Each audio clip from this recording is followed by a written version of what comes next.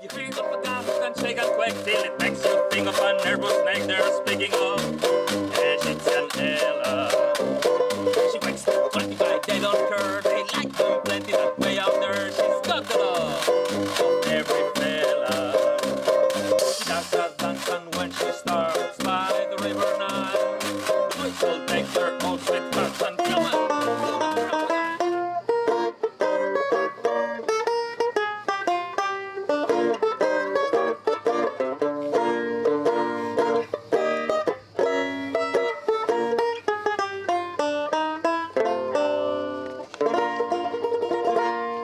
Joan Pinós, buenas tardes. Buenas tardes. Y gracias por esta introducción. El próximo día 2, a las 10:30, tendremos la oportunidad de veros aquí en el Mas de las Grallas, en un concierto que hemos bautizado como Aires de New Orleans, y vendrás acompañado de Patricia Pérez, que toca la tuba, Frances Puig, que el clarinete, Xavi de la Salud, trompeta, y que formáis el grupo Apocadixi Cotton Dickers. Bueno, podemos decir que esta música de Nueva Orleans, ¿qué representa Nueva Orleans para la música del jazz? Bueno, el jazz se originó alrededor de la ciudad de Nueva Orleans. O sea, realmente es el origen del jazz, y el jazz tradicional, es el jazz que tocamos nosotros, que es el origen, y que se fundó allí en Nueva Orleans y no en otro sitio por la condición que tenía esa ciudad de aglutinar gente de muchas procedencias distintas.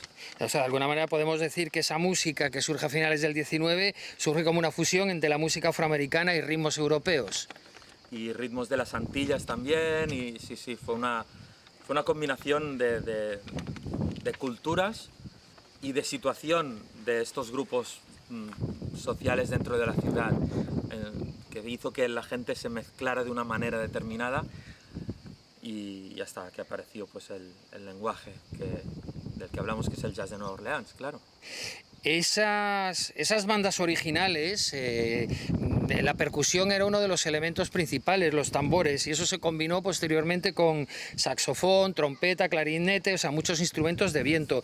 ¿El motivo de esa combinación de instrumentos y que no hayan sido otros obedece a algo? ¿Es puramente casual? Bueno, hay que decir, en Nueva Orleans, ya desde mediados del siglo XIX, había la tradición de tener muchas bandas que tocaban por las fiestas, ¿no? El Mardi Gras, etc. Incluso muchas de las calles de Nueva Orleans tenían su propia banda de música. Estas bandas tocaban marchas militares, la mayoría, y son instrumentos que vinieron pues desde Europa. Fue una tradición totalmente europea de las marchas, las polcas. De hecho, había hasta un teatro y hacían ópera varias veces a la semana allí en Nueva Orleans. Y por otro lado, hubo todo el tema de los esclavos y la tradición africana de los ritmos que se hacían con tambores, ¿no? Más la improvisación en los cánticos, en las plantaciones de algodón, los espirituales negros, ¿no? Esta situación hizo que muchos de estos afroamericanos tuvieran acceso a instrumentos como una trompeta o un clarinete, que eran instrumentos que estaban en las bandas de música. Muchos de ellos no sabían leer, no sabían música, pero tenían la tradición de improvisación, de contestar lo que uno decía, ¿no? Cuando el predicador en la iglesia dice una cosa y los demás contestan. Simplemente lo que pasó fue, se juntaron muchas de estas tradiciones, y pues, la leyenda dice que en un momento un trompetista que se llamaba Buddy Bolden empezó a improvisar como lo hacía su abuelo pues en las plantaciones, con la trompeta en medio de una marcha, ¿no? Y allí pues el trombón le contestó, el clarinete improvisó, y allí se dice que es el origen del jazz.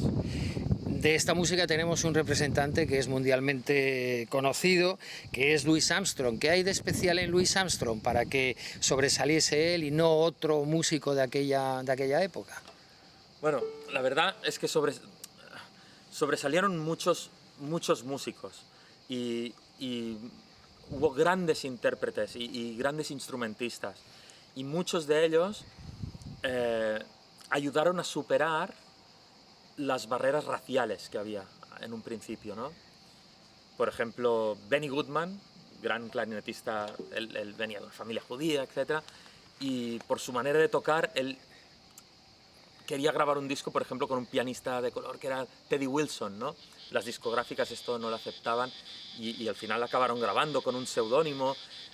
Por ejemplo, los New Orleans Rhythm Kings, que eran una banda negra buenísima de la época, tuvieron también algún problema para grabar con un pianista criollo en el año 23, creo, con Jelly Roll Morton. Eran negros y criollo, y ya juntar esto estaba mal visto, ¿no? Louis Armstrong, aparte de ser un innovador en muchos aspectos y en ser un grandísimo intérprete, fue una persona que supo desvincular la música del color de su piel y él era capaz de tocar para la audiencia que fuera, dando lo mejor de sí. Esto lo internacionalizó no solo a él, sino al jazz ya en general. Entonces, un poco por acabar, ¿qué repertorio nos vais a preparar para el próximo día 2? ¿Qué nos vamos a encontrar en esta velada dedicada al jazz de Nueva Orleans? Claro, tener una ciudad de las principales de Estados Unidos actual, en esos momentos, con una situación social tan complicada, con la esclavitud, con los terratenientes ricos de procedencia europea, con estos músicos de gran talento que luchaban a través de la música contra todo, generó una serie de situaciones, no sé si divertidas, pero muy pintorescas, ¿no? Nosotros, a través del repertorio del jazz de Nueva Orleans, el repertorio de principios del siglo pasado, pues explicaremos muchas de estas anécdotas con canciones que han sido claves en algún momento, ¿no? de la historia del jazz, y hablaremos sobre la vida de personajes y músicos como, por ejemplo, pues Louis Armstrong.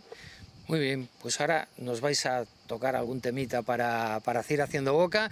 Muchas gracias, nos vemos entonces en el Mas de las Grallas el próximo día 2 a las 10:30 de la noche. Muchas gracias.